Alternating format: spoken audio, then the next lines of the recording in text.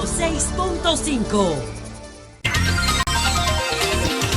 Son las 6:59 minutos. Buenos días, dominicanos, dominicanas, ciudadanos, ciudadanas del mundo. Julio Martínez Pozo. Los comentarios de los temas más importantes en el programa de mayor influencia de la radio y la televisión nacional. En este lunes 30 de diciembre del año 2019. Buenos días a todo el equipo del Sol de la Mañana, la audiencia de Sol, la teleaudiencia de Telefuturo, Canal 23. Buenos días a todas las personas que pues nos sintonizan o siguen nuestros contenidos a través de las redes sociales. Buenos días a todos y a todas, esperando pues que tengamos un fin de año en tranquilidad, con esperanza, con alegría, que todo el que tenga planes importantes para el próximo año 2020, pues salga adelante con sus planes independientemente de los desafíos que el país tiene, porque tenemos que acostumbrarnos a que las cosas siguen caminando, las cosas siguen marchando independientemente de que en el país sea un año electoral, y un año electoral con varios componentes, porque en 48 días tenemos elecciones municipales. Entonces, después de esas elecciones municipales, tenemos las elecciones presidenciales y congresuales. Pero esas elecciones hay la posibilidad de que no se definan en una primera vuelta, sino que se definan en una segunda vuelta. Entonces, este es un año de 3 elecciones, el año que se aproxima, el año en el que estaremos viviendo, si Dios así lo permite, pues ya prácticamente en lo inmediato, porque despedimos este año 2019 mañana. Entonces, independientemente de eso, señores, hay que salir adelante con sus planes, porque el país sigue. El país sigue, y justamente una de las garantías de que el país siga y que nadie pueda atentar contra su estabilidad es justamente el hecho de que hay mucha gente con cosas que perder, que quieren tranquilidad, que quieren que se respete la voluntad de los electores, que los que hayan escogido los electores, esos sean los candidatos proclamados, y con esos que sean proclamados es con los candidatos que el país tiene que trabajar y seguir adelante. Entonces deseo pues lo mejor para todas las familias dominicanas, tanto con motivo de este fin de año como con motivo del inicio del año 2020, que es un año muy importante para nosotros. Bueno, señores, lamentar mucho la despedida inesperada, sorpresiva, de la médico y diputada petromacorizana, pues Inés Bryan, que falleció mientras hacía algunos preparativos con su esposo, Juan Miguel Estrella, pues buscando productos y cosas para regalarlo a las personas con las que ellos tienen compromiso. Ella era diputada del Partido Reformista Social Cristiano. Hay que recordar que el Partido Reformista Social Cristiano tuvo su mejor desempeño en San Pedro de Macorís, porque el candidato a senador fue Josecito Jacín, que ganó como senador de San Pedro de Macorís, y entonces Inés Bryan era candidata a diputada y fue electa como diputada la doctora Bryan. Y a los 60 años de edad, que es una edad joven para las expectativas de vida que tenemos ahora, pues Inés, sin estar en cama, sin nadie esperarlo, de repente le dio un infarto y poco tiempo después ha fallecido, lamentablemente, la diputada Inés Bryan. Eso, como dice la gente, pues expresa cada vez más que no somos nada. No somos nada. Fíjense cómo sale de su casa a buscar cosas para regalárselo a la gente, para agradar a sus seguidores, a sus amigos, a gente con necesidades, y entonces no retorna,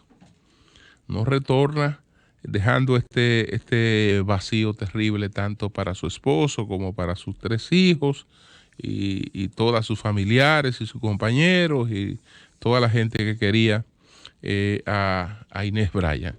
Nuestras condolencias a toda la familia de la señora médico y diputada, pues Inés Bryan.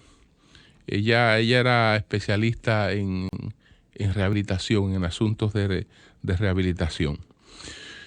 Bueno, decía recientemente, aunque no pude desarrollar el tema, solo lo dejé en titulares, que este caballero que se llama César Emilio Peralta, pues en este tiempo donde está en proceso de extradición a los Estados Unidos, este señor desde luego que ha estado conversando con las agencias estadounidenses, porque el proceso de negociación no se da necesariamente en los Estados Unidos. Es un proceso que se va adelantando previamente. Cuando él va a ser presentado ante un juez, ya previamente se establecen las condiciones en base a las que va a ser presentado, si es una gente que ha decidido colaborar o si es una persona que no ha decidido colaborar. Él no tiene razones para no colaborar. No tiene razones para no colaborar. Y lo ha estado haciendo. Entonces decía que entre las cosas que tendríamos en este año 2020, probablemente a principio, entre enero y febrero, recibamos algunas noticias que se desprenden de las revelaciones que ha hecho el señor César Emilio Peralta, mejor conocido como César el Abusador, a quien no tuve pues la oportunidad de tratar nunca. Y digo esto porque no creo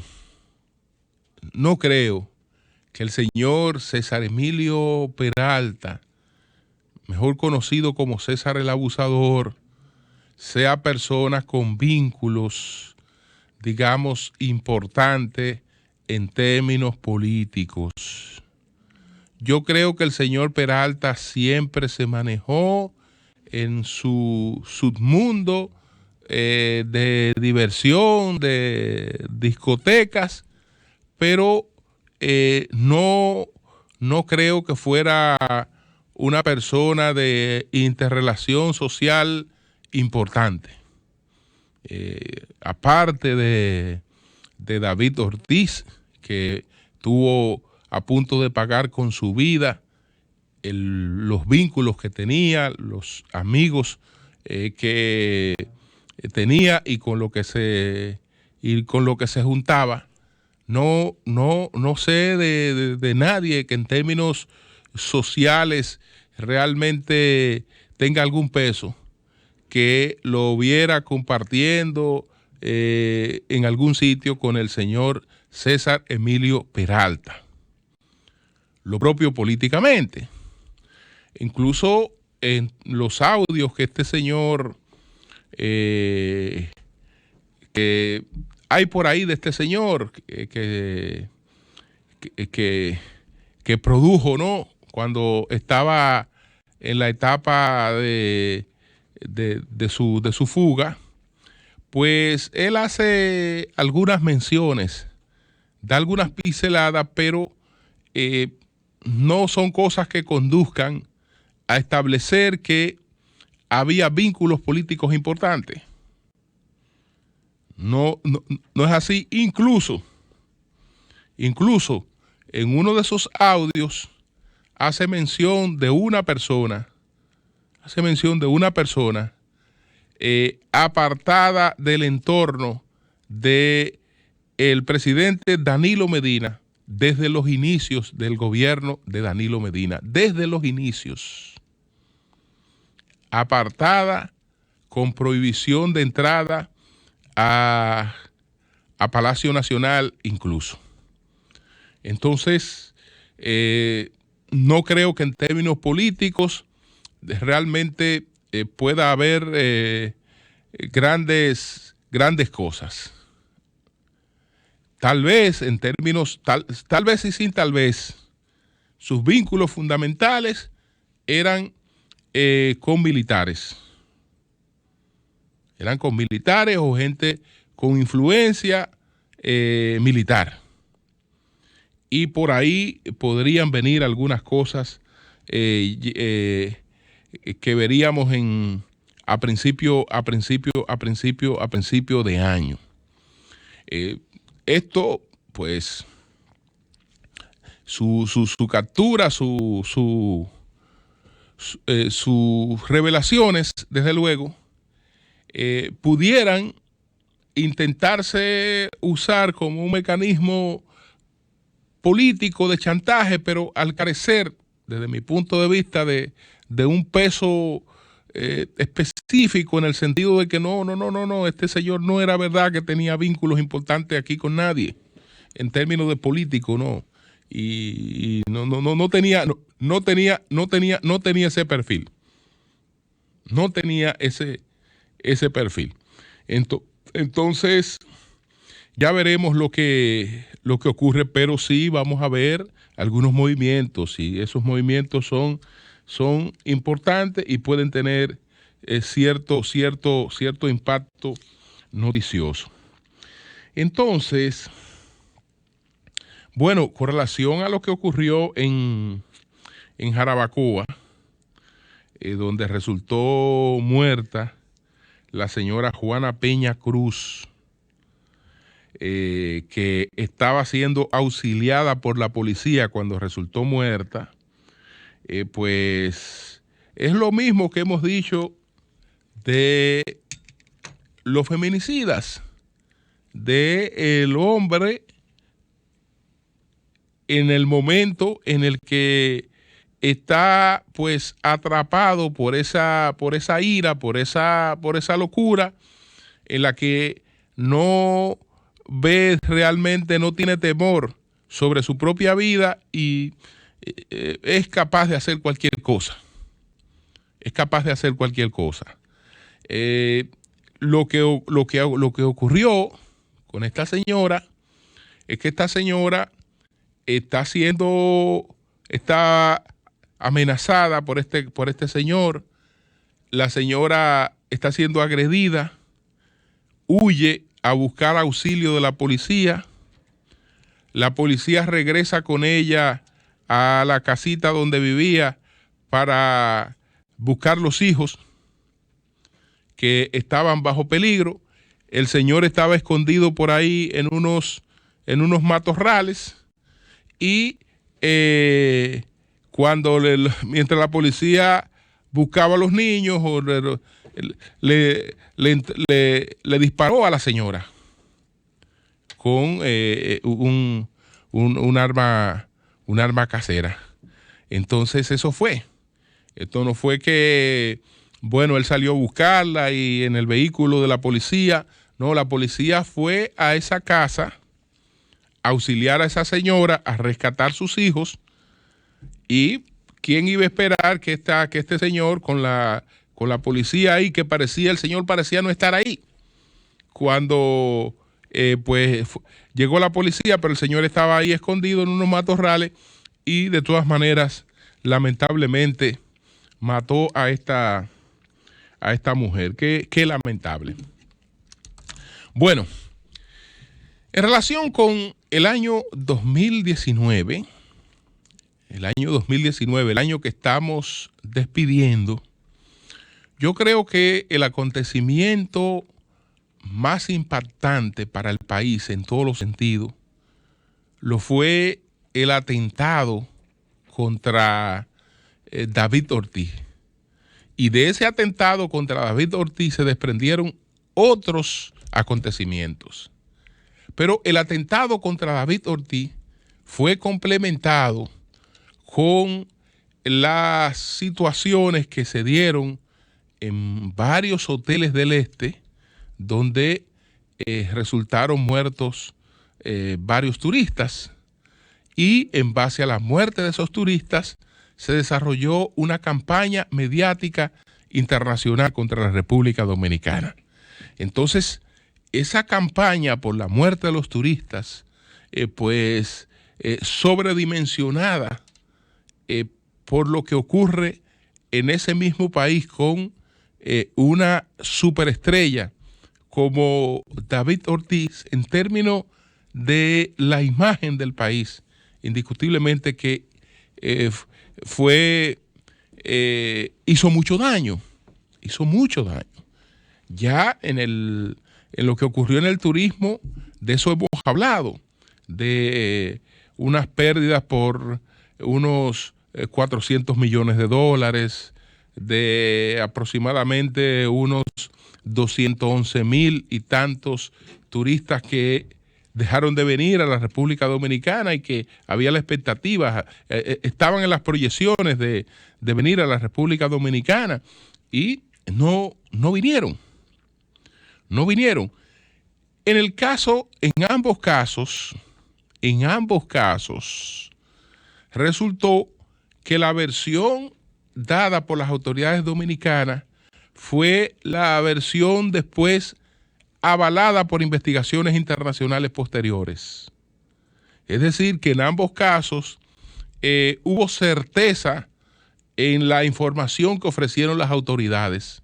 Sin embargo, eso no contrarrestó el golpe que recibió la imagen del país por ambos casos, y yo creo que ahí hay lecciones que hay que sacar de ese acontecimiento, porque independientemente de haber tenido la información correcta, la explicación correcta, eso no fue suficiente para que esos hechos no impactaran tan negativamente como lo hicieron.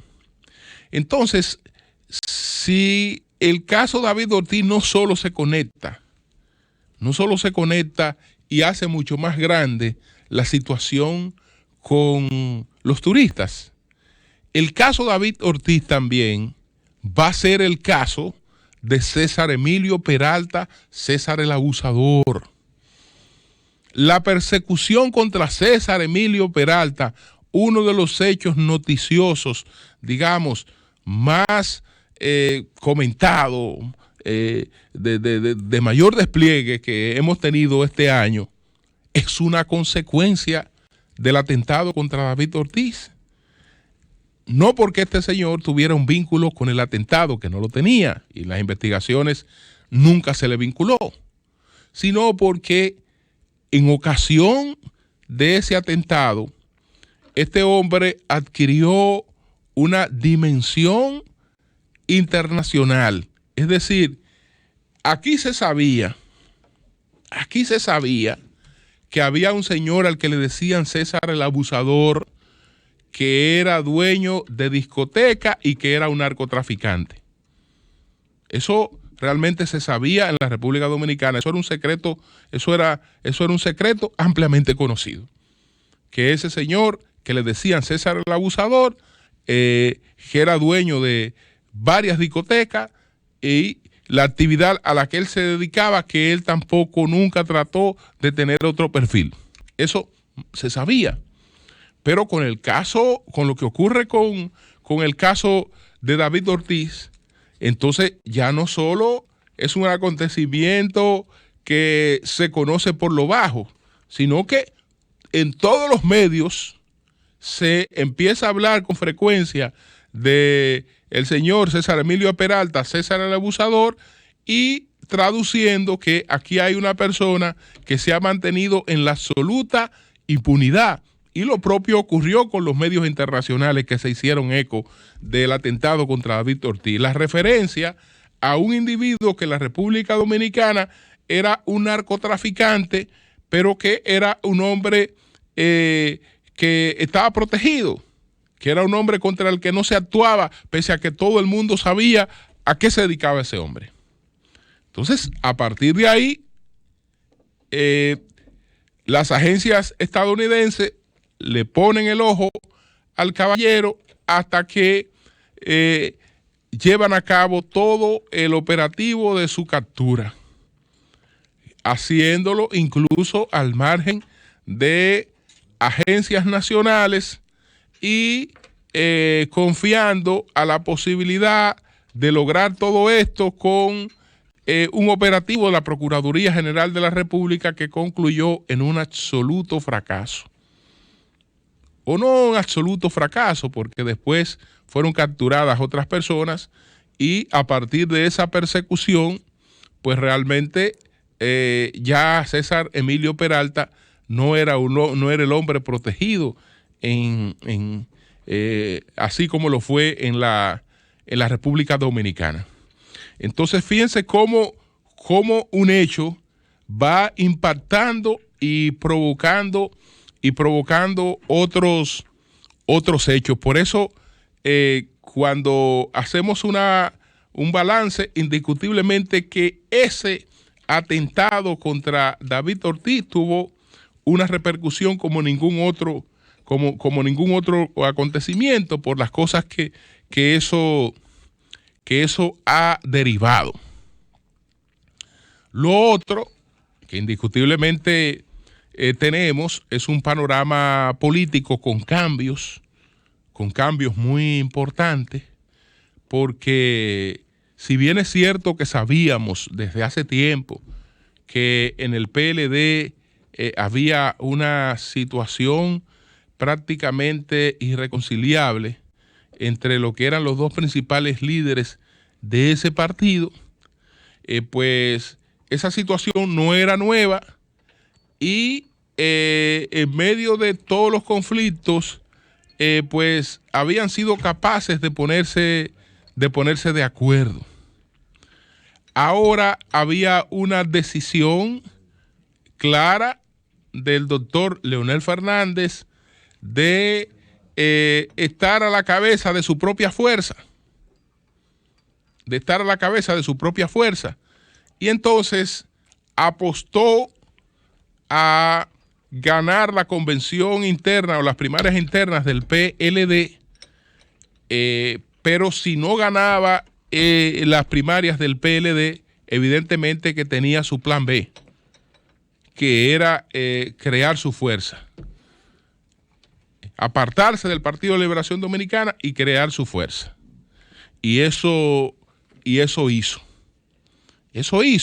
Desde luego tuvo que alegar que en el PLD se le hizo fraude en un proceso que no lo manejó el PLD, en un proceso que lo manejó la Junta Central Electoral. Por lo tanto, en el PLD no podían hacerle fraude. Entonces, por eso él cargó, en principio, todos sus ataques contra la Junta Central Electoral, y que hubo algoritmos, que hubo una serie de cuestiones que evidentemente no pudieron ser demostradas. Y todas las entidades con incidencia importante en el país respaldaron a la Junta Central Electoral. Y el proceso que llevó a cabo, quedando aislado totalmente el argumento de fraude. Aún así, ese argumento era un argumento político, porque esa es la justificación de la ruptura. Esa es la justificación de la ruptura, porque Leonel Fernández tenía decidido pues lo que hizo. Ahora no lo puede hacer en frío. Yo no me voy de mi casa porque me están tratando bien. Yo me voy de mi casa en base a una crisis. En base a una crisis y algo que justifique esa situación. Y ahí estuvo la justificación. Pero el hecho que es lo más importante, esta salida, que es uno de los acontecimientos políticos más importantes de este año, esta salida del doctor Leonel Fernández para intentar, como lo está haciendo, pues levantar una tercera fuerza. Él tiene pues un liderazgo como presidente 3 veces de la República, etcétera, pero unas circunstancias muy difíciles, porque Juan Bosch, que ha sido el único político que ha podido hacer la hazaña de levantar varios partidos, pues lo hizo en unos tiempos donde el factor ideológico era importante y donde habían diferenciaciones ideológicas. Ahora no hay forma de diferenciar claramente en términos ideológicos a un actor político de otro actor político. No hay esos matices, pues ideológicos. Y al no haber diferenciación, pues es más difícil la trascendencia política. La trascendencia en política la da la diferenciación. Es decir, desde que Juan Bosch salió del PLD, teniendo pocos votos o teniendo muchos votos, se sabía que el PLD era un partido diferente al PRD y que el PLD era un partido diferente al Partido Reformista. Y que Juan Bosch era un líder diferente a Peña Gómez y que Juan Bosch era un líder diferente a Balaguer. Y bueno, en la diferenciación están los puntos de escogencia. Cuando estamos en un abanico donde no se establece diferenciación, que no la hay, entonces la incidencia se torna un poquito más difícil de lograr. No obstante, pues hemos observado en América Latina otros fenómenos. Ahora, pues vamos al 2020. Hay un desafío inmediato, que es el de las elecciones, congresuales. Y pues esto, para una formación política nueva, no preparada para ese acontecimiento, la verdad es que son unas elecciones que se tornan totalmente inoportunas. De ahí que usted vea todas estas cosas que parecen locura. Yo creo que ni vale la pena comentar.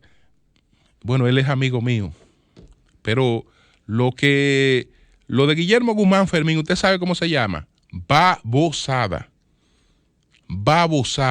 Es decir, no vale la pena comentar esa babosada. ¿Por qué? Porque si fue como él lo dijo en principio, o si es como lo dijo, y si es como ahora se está interpretando, como quiera, es un disparate.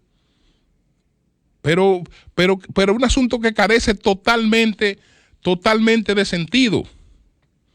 Totalmente de sentido. Una babosada se llama eso. Babosada. Que demuestra que, bueno, políticamente, la política, es verdad que todos tenemos derecho a ejercerla, pero también hay que aprenderla. También hay que aprenderla, no porque yo sea una agente pública, conocida, etcétera, necesariamente eso no es que ya yo soy un político formado y que puedo tal cosa, porque eso ¿quién con cierto criterio político puede estar diciendo semejante babosada? Entonces, eso forma parte de la falta de preparación para ese evento inmediato que son las elecciones de febrero. Son las elecciones de febrero.